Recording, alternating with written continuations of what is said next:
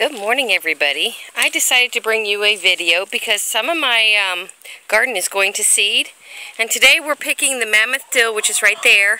But I wanted to show you, this is my,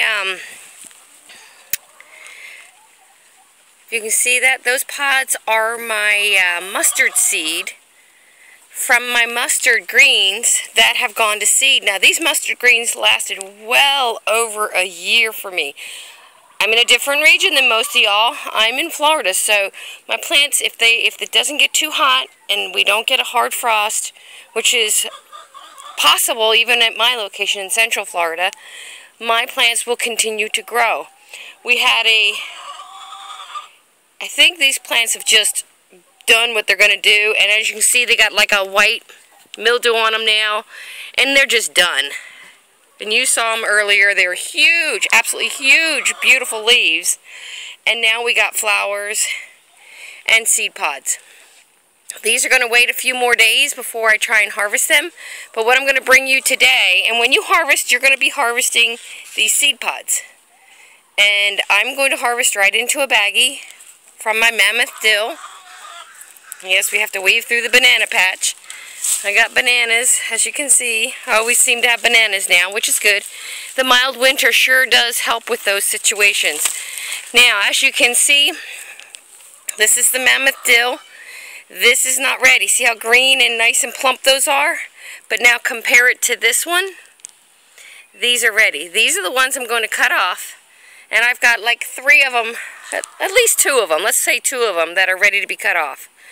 And unfortunately, I'm recording with my cell phone because my other camera, for some reason, is not, the files just aren't doing something right, and I'm not able to upload them to YouTube, so I've lost a whole video. But I'm going to show you this after I cut them. I'm going to cut them. I got a pair of snips, and a lot of people do them in brown paper bags. I couldn't find any small enough, so I just grabbed an old baggie. We save our baggies, we clean them, we wash them, we rinse them, and we dry them, and we recycle. That way we don't have to spend, because plastic goods are expensive, and it's so toxic to throw them away into the landfills. So we're saving these. And this will make it easy for me to see what's in the baggie, because once I get these seeds off of here, I'm going to try and get them off the actual plant once I remove this head from the plant. And I'll bring you along for that process. Then I'm going to be labeling them. And one of the things I wanted to cover, why is it important to save your own seeds from your own garden? One, I've had a fantastic crop of the Mammoth Dill and the mustard greens over there. Now those seeds have been acclimated from the plants. And this is my second season with this Mammoth Dill. But last season they didn't make it to this point. I did not replant them. They came back up on their own. Could it be because seeds fell? I don't know. I don't think so. I don't think they got to this point because this was definitely different than last year. But these seeds are more viable for me in my location than they would be for anybody else in the United States or anywhere else in the world, because they're grown here.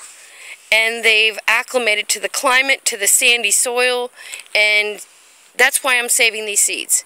So I will bring you guys back after I get these heads cut off to show you my final product, if you will. And then we'll talk a little bit more about saving, labeling, and putting them in a place where they're safe till you want to plant them again. And unfortunately, I don't know that I'll plant the dill. I might trade these seeds out. Only because we don't do much with dill unless we're making pickles. And I did use this dill this year when I pickled my cauliflower, carrots, and some of my pickles. But we just aren't doing it this year, so we'll see. Time will tell. You know, everything's an experiment. Life is always changing. So we'll bring you along as we go. I'll bring you back after I cut these heads. Okay, I got my dill seed head off the plant, and I have it on a paper towel just so you can see the seeds as they come off. It doesn't take much once these are dry. I probably lost a few in the garden, but that's okay. If it reseeds itself, I'm okay with that. And all I'm doing right now is just rubbing those seeds off the seed head. And As you can see, I have a baggie. These are all dill seeds that I harvested a couple days ago.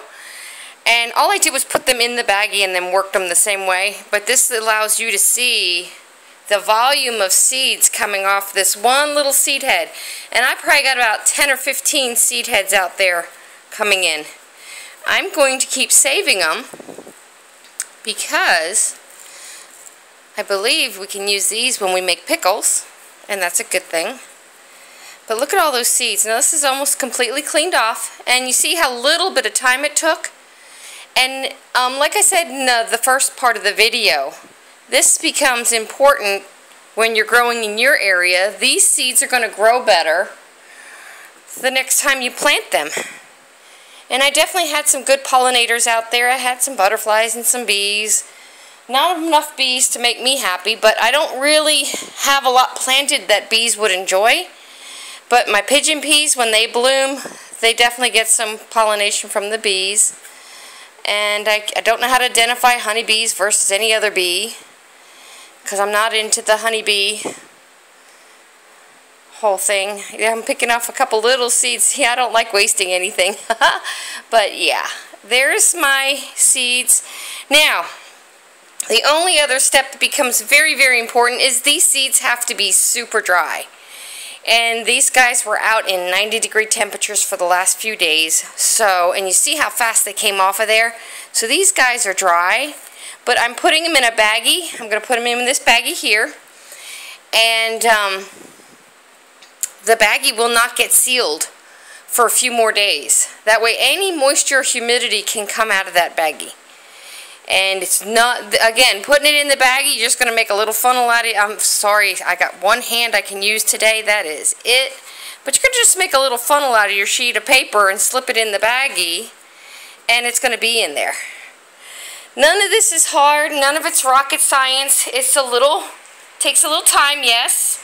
Now, I will be harvesting mustard green seeds, hopefully in the next week or two. And try and show you that as well. Those are going to be super easy because they're actually forming little pea pods or seed pods. I'll pick the pods and then I'll actually break the pods up to get the seeds out.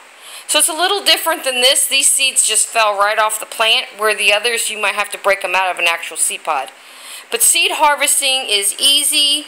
I will probably never need to buy dill ever again in my lifetime, as long as I keep replanting these and harvesting seeds.